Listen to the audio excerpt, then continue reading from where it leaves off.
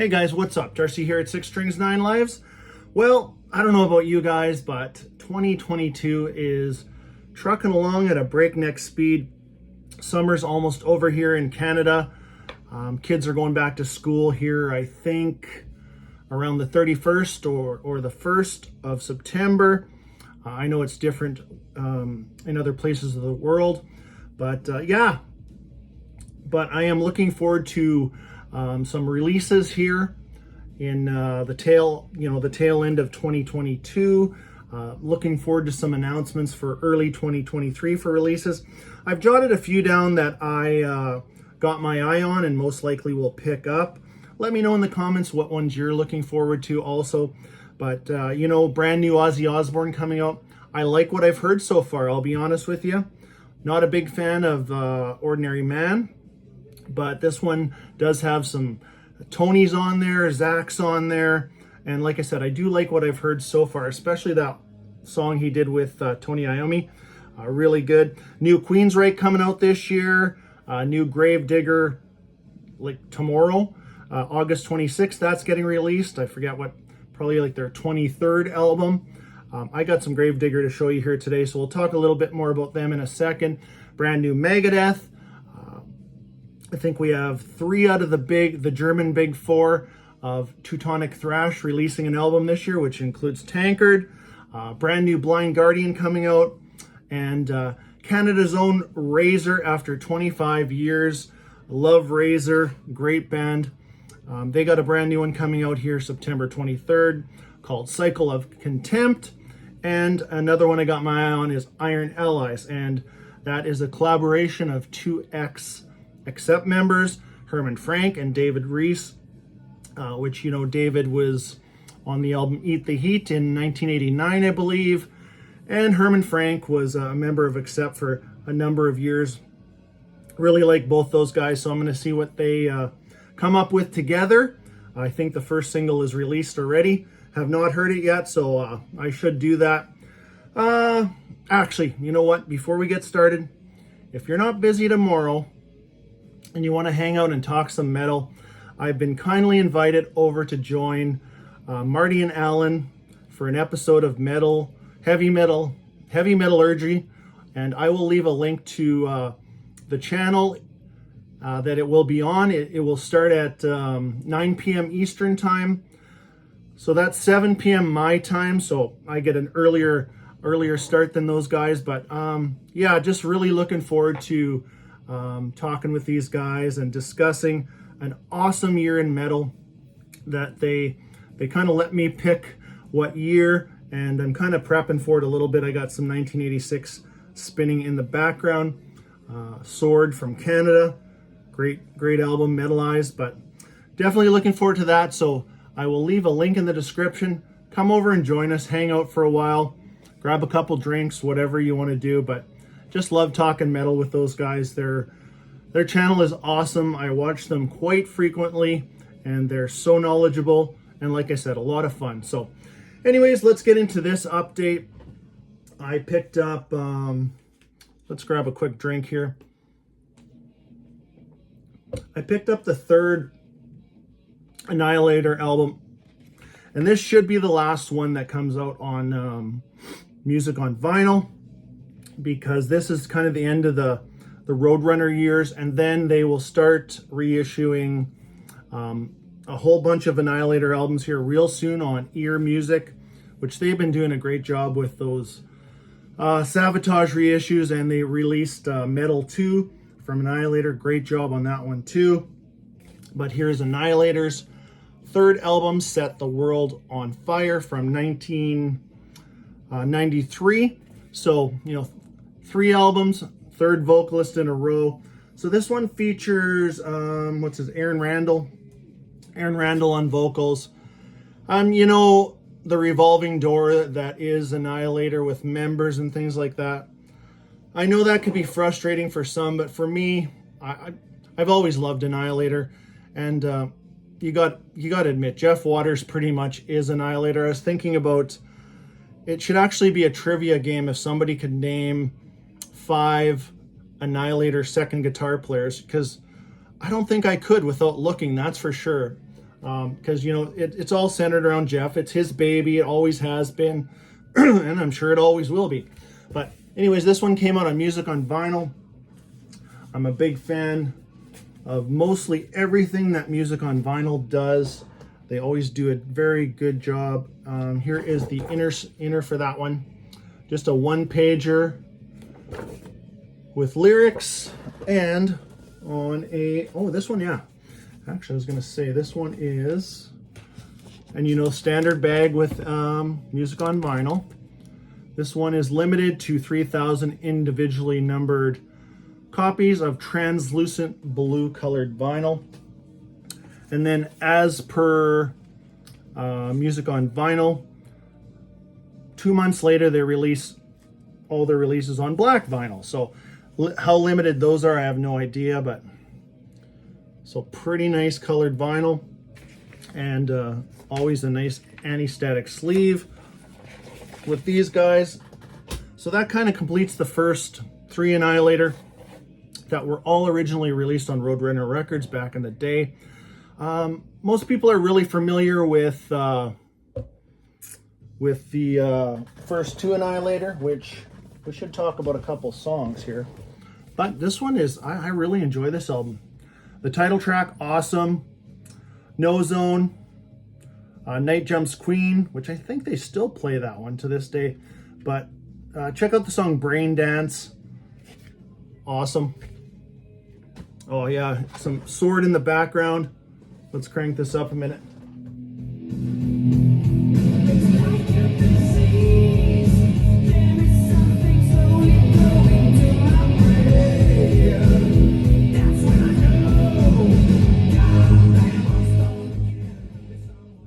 Don't want to get a copyright, but anyways, if you've never heard that album before, give it a try. What's next? Okay, a big shout out to my good buddy, childhood friend of mine. We trade back and forth or buy things for each other. He doesn't do videos, but sent me these. Actually, I've had them for quite a while, but he says, you got to have these. They're so well done. And I really wasn't collecting Scorpions on vinyl, but he sent me these two, and I'm really glad he did, because they're pretty awesome. These are the 50th anniversary deluxe editions of 2 of their albums here, and I'll show you here shortly. Analog, digitally remastered, 180 heavyweight vinyl, direct metal mastering vinyl cutting, which whatever that is, but sleeve replica of the first pressing, some bonus tracks, and it's cool because the bonus tracks aren't on the actual album. They've included a CD with these, which is super cool. So here is the first one he sent me, Love Drive. What is this? 1979. What album is this? 6th studio album, 1979. You all know that iconic cover. There's the back cover, holding a framed photo of the band. But yeah, this is pretty awesome set. I'm sure you know this album. Some of my favorite stuff. I am a big fan of, I don't know, probably, I love a lot of the 70s Scorpions and early 80s stuff. So this is right in there, obviously. Here is the inner sleeve for that one. Very cool. And the vinyl with, yeah, heavyweight, 180 grams. Seems super sturdy, but there is the center ring for that. Same on both sides.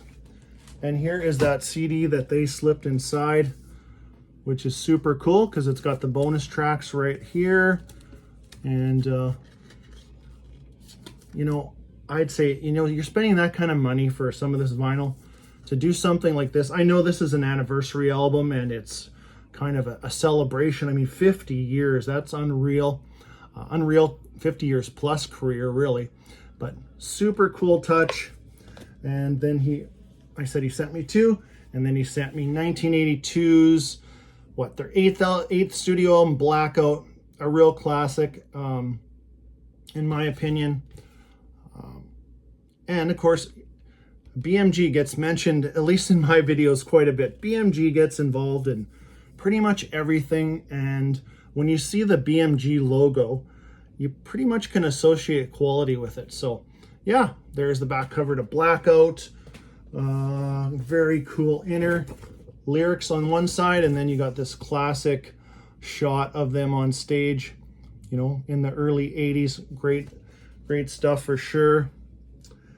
And that same type of hype sticker, and the vinyl on this one, black 180 vinyl, 180 gram vinyl, and there is a little bit darker of a center ring than the last one I showed you.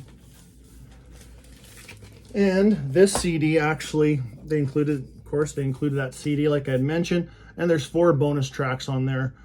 We got a Blackout demo version, Running from the Plane, Sugar Man, Searching for the Rainbow. So yeah, let me know if you've picked up any of these. I mean, you got to be impressed, and they sound awesome. So let's go with, we're trucking right along here. Make sure I didn't miss anything. Let's switch over to some CDs. I don't often get out to where I live, small city, not much for, you know, charity shops and stuff like this. But I thought, you know what, I'm going to drop by there every once in a while just to, you know, mostly I walk out like, why did I do that? I'm kind of just disappointed. But a few months back, and I forgot to show these, I had them kind of in a stack, but it's not often you get a couple of CDs like this for $1 each.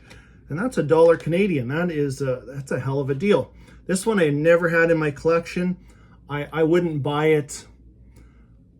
Put it this way, I wouldn't buy it if it was $5, but $1 I will buy it. This is Ozzy Undercover. Yes, I'm an Ozzy fan, but Ozzy doing a bunch of covers. Do I really need it in my collection? For $1, yes, I do. But anything, I don't know, $1.25, I don't know. But anyways, $1, great deal. And here's one I've never had, and I really wanted it just for the one song. And that is Iron Maiden, Best of the Beast. Now, where can you buy that for $1? Well, I found it for $1, and I picked it up because I did not have the song Virus on any format whatsoever. I'm sure if you're a huge Iron Maiden fan, you've already had this for years. I did not, but this is an original pressing. Like I said, how can you pass it up for $1? You could easily, you know, flip that thing for, you know, a few bucks, but definitely need to keep that one in my collection. I don't know about the Ozzy one. You know, are you big on those kind of covers albums? I am generally not. Let's see what we got left here too. We're gonna wrap this one up with some death metal, which, you know, on my channel, I've got a couple bands that I really like. But other than that, there's, you know, I don't have tons of death metal in my collection, but we'll get to that in a second. I had mentioned earlier in the video that Gravedigger coming out with a brand new album here tomorrow called Symbol of Eternity, which would be like, I would say 23rd studio album maybe. Just a massive discography, these guys. But I've been slowly adding to my Gravedigger collection. I'm still got a ways to go, but I picked up a couple. This is from 2014, and I think 2014 17th studio album called Return of the Reaper. Let me pull this one out.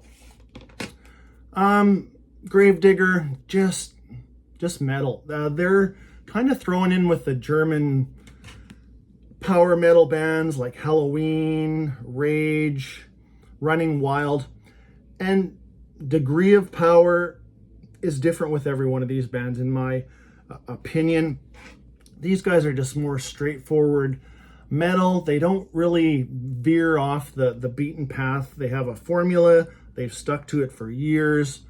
It's just enjoyable. Probably not album of the year. I'm not going to say quality, but not album of the year per se type of band for me. I like to be surprised when it comes to like album of the year or, you know, I don't know. We'll just leave it at that, but just good metal, put it that way. So there's the cover, Return of the Reaper, which they had an album, I think their 4th or 5th album was called The Reaper. So always crazy crazy good artwork with Gravedigger. There's a track listing, and the CD is awesome.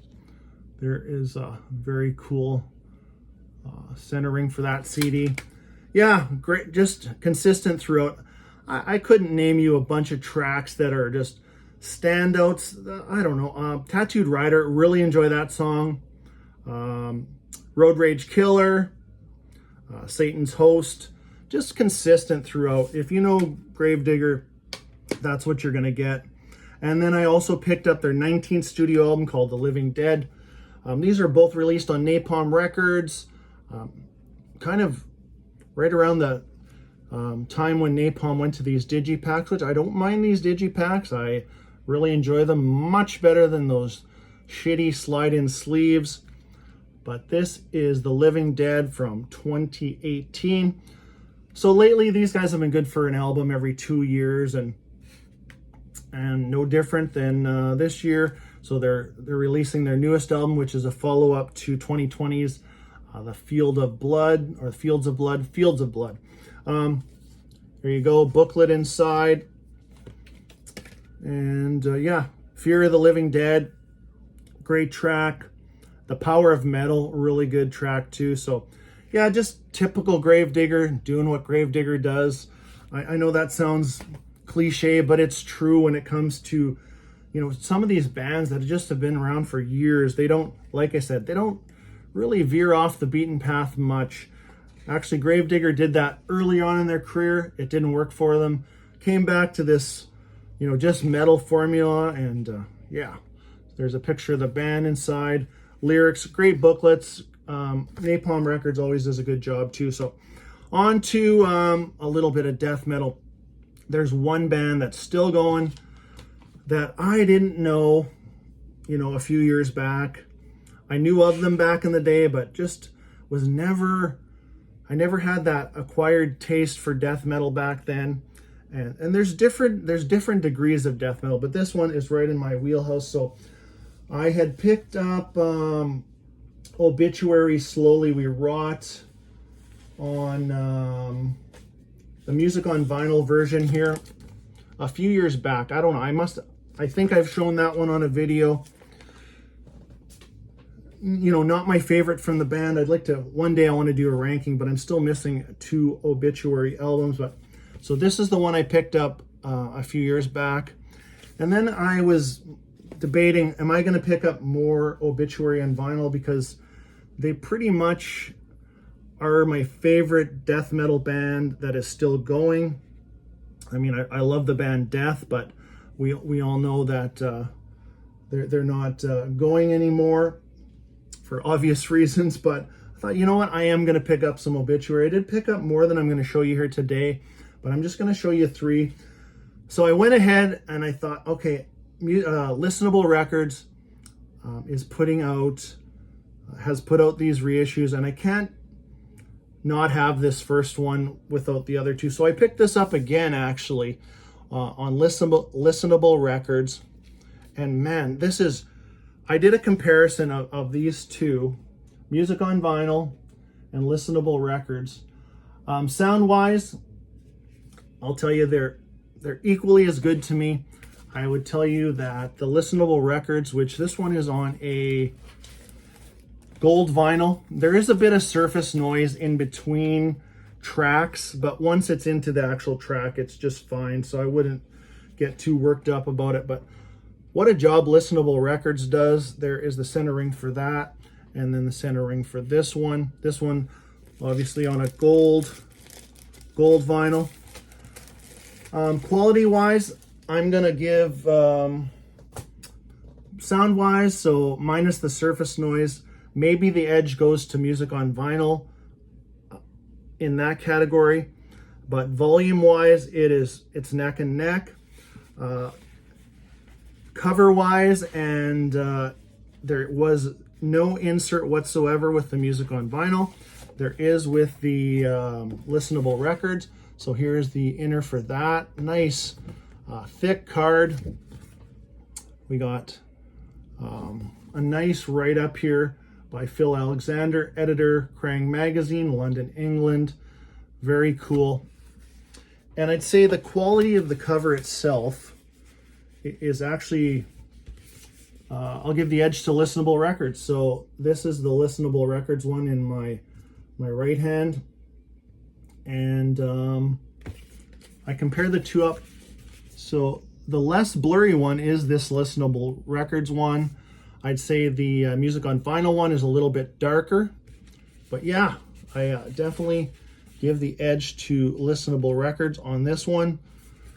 It is actually, excuse me, the Music on Vinyl one is a little less glossy, and the Listenable ones is just almost just perfect, really. So let me know if you have an original one of these and if you've compared some of these. But so I thought I'm going to pick up the next two and kind of start completing my obituary discography on vinyl, which, like I said, I love these guys. And in a way, I'm glad I didn't know them back then, because I'm enjoying stuff a lot in this day and age. So it's cool to discover stuff that you kind of missed out back in the day. And I'm sure that happens all the time with everyone and people that watch these videos, always recommending stuff, which I do appreciate it. Some of it sticks, some of it doesn't. But so on with the last two for today. I picked up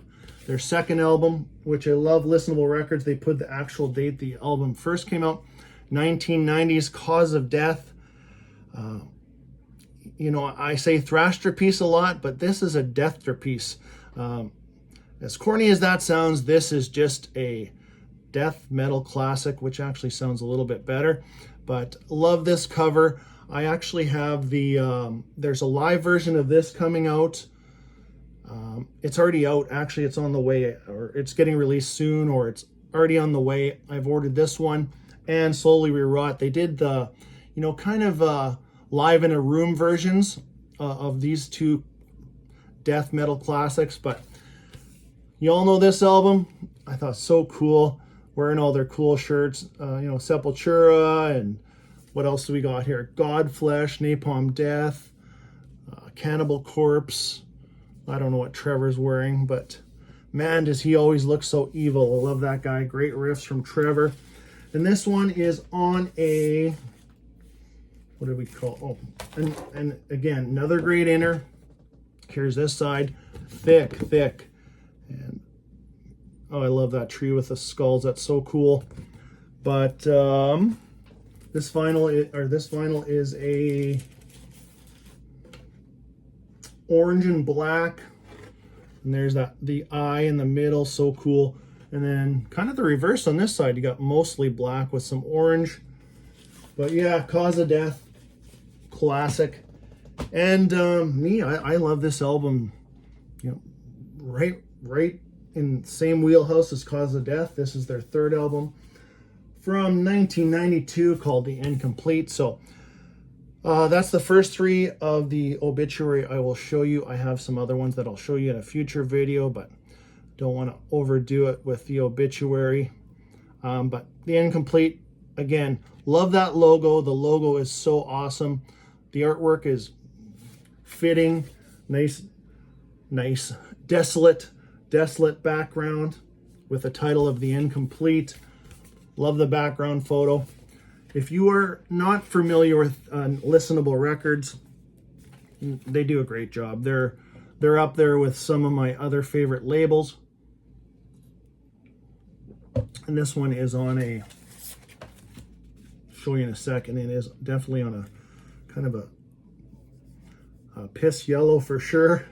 But here is the inner. Special thanks on this side. And there's that band shot of them out in the forest or out in the woods somewhere. Great shot.